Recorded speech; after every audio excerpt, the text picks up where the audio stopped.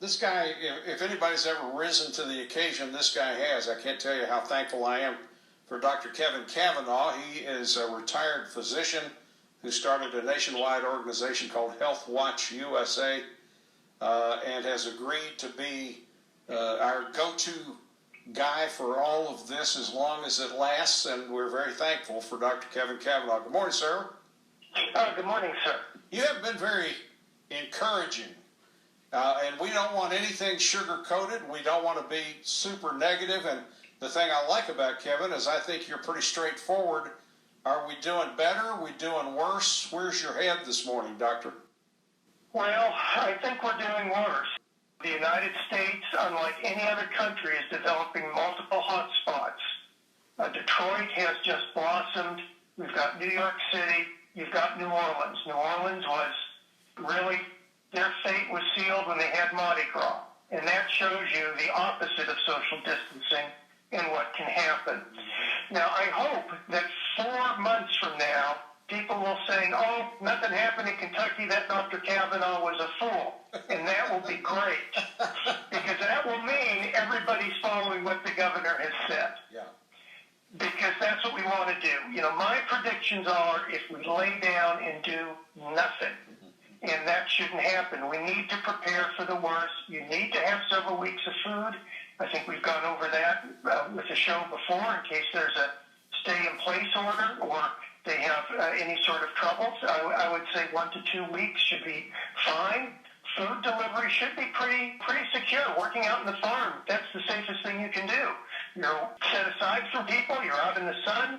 Or even on a cloudy day, the virus isn't going to last nearly as long as if it's inside. And, of course, we've talked about having your food delivered. I think that that's the safest way of handling it, and don't have person-to-person contact. Ideally, order by an app and allow people to then deliver the food, such as through Kroger. As a suggestion, if there's a nonprofit or a group of young people that really want to help, it would be good to set up to be able to do online ordering for maybe some people that can't handle a computer or know how to do apps. Because a lot of people that are over 80 don't know how to do this. And we're doing this for about 4 of our relatives right now. We can online order with Kroger in some areas of the nation. It's a different store, such as Albertsons, and then the food can be delivered. And that is much more safer than having to go into the store and going around the aisles. Not saying that that isn't what to do if you need food, because you need to get food. But alternatives of drive-up and alternatives such as having it delivered are the best way to go. And that's why the drive-up flu shot is great. And believe me, the best reason to get the flu is you don't want to come down with the flu and wind up in a waiting room with COVID-19 suspected patients and then pick up COVID-19 on top of your flu. Excellent point. Yeah. All right, here's a text from our auto tech service text line. It says, won't this virus spread when the lockdown comes off, and then we'll have as many cases as without it, but in the meantime, the economy is destroyed? Well, no, that's not true. Well, as many cases as if you add up from the beginning. But the key here is that you want to have the cases not overrun our healthcare system, because supportive care is so critical. Also, you want to have enough masks, so if you go to work and you need to wear a mask, you can. Right now, we don't have masks for the healthcare workers in some areas of the nation. So that's key, is not to get the healthcare system overrun. The other thing is that it is possible that you will get some really good mitigation strategies that come up. And mitigation means lessening strategies that will come up very quickly. And that can help. For example, there has been a lot of chatter in the medical side regarding where the coronavirus attaches in the lungs and the effects that blood pressure medicine may have on this. And one of the risk factors is having hypertension. In fact, in some studies, that is the largest risk factor, which doesn't make any sense. Wow. Yeah, it's usually comorbidity. It's usually, mainly diabetes, but they've got hypertension too. And so it may be that some of the blood pressure medicines are putting you at an unsafe risk. And if they can figure that out and do that in short order, they may have different advice as to what to do. And certainly if you're on blood pressure medicine, keep taking it. You don't need to have a stroke while you're sitting at home. Right. I mean, that's stupid. But if you are like I am, I'm staying at home. I'm not getting out. I consider myself very high risk. There's no reason to place yourself at risk. So there are some things that will be coming down the line that I think will help. And just understanding how this virus spreads more will help. So a workplace setting can be made better.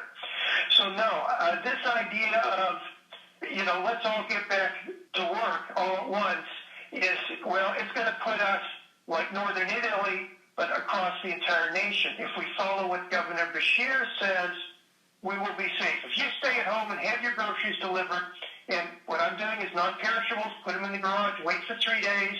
Ideally, that should be at warm temperature, but still it helps. Wipe things down. You should be much, much safer than in New York City or other areas. So Kentucky, we are lucky. All right, we're taking a break, and we'll be right back with Dr. Kevin Kavanagh. Dr. Kavanagh, you sent me some information that Bill Gates says that we need an extreme shutdown of 6 to 10 weeks. Now, 3 words that I have not heard Governor Beshear say are shelter in place. Do you think we need to go to that extreme? Well, I'll be honest with you, Jack. I'm not really sure what shelter in place entails.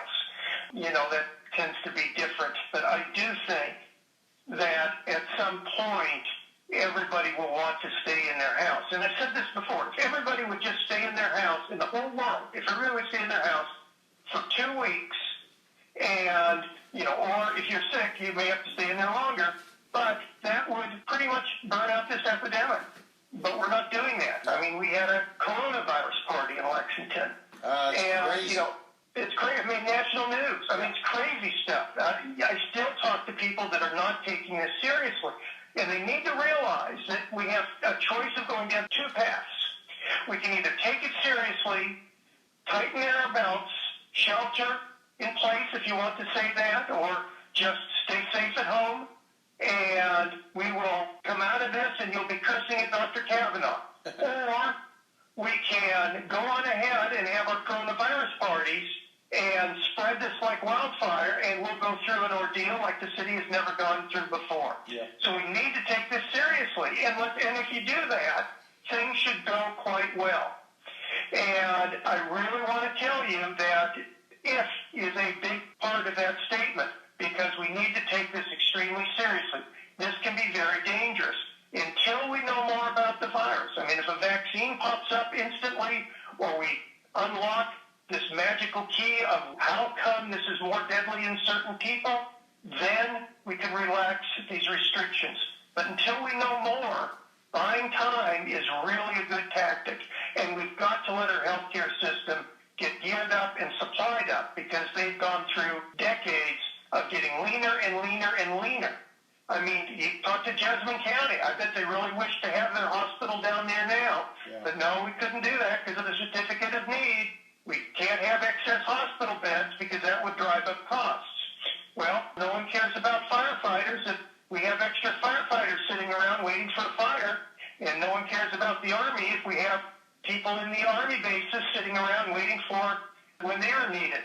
So we need to have redundancy. We can't run everything at maximum efficiency, because if these things happen, and they will happen again, we need to be prepared so it doesn't get to this point. And I think that is extremely important. I've heard you preaching that now for about 10 years or more.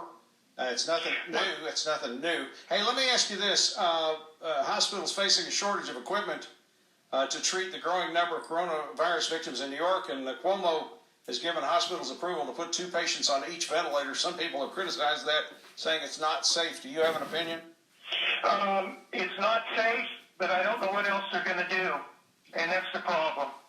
There's a notice from the editorial board out of the LA Times that shows their projections. So they have nearly enough ventilators. And here's the thing, ventilators aren't magic. You need to have trained staff to run them. You need to have oxygen, you need to have pipes and tubings, etc. It's just like the testing kits. Some places have the testing kits, but they don't have swabs. So, I mean, it's a huge system. These aren't easy things to do. And when you talk about drugs, and you talk about drug safety, oxygen is a drug, believe it or not. If it's too high, it gets toxic. So it really has to be per patient. Each patient Americans on a ventilator. So it really isn't safe, but I don't know what to do. I can go down and talk about all these things the hospitals are doing, and I'm not going to do it because it's extremely scary what they're talking about doing. But they're running out of supplies, they're running out of staff. This virus is extremely infectious. Mike Pence, and I think this is an overestimate, but this came from Vice President Pence on last Friday's news conference, says this is 3 times as infectious as the flu.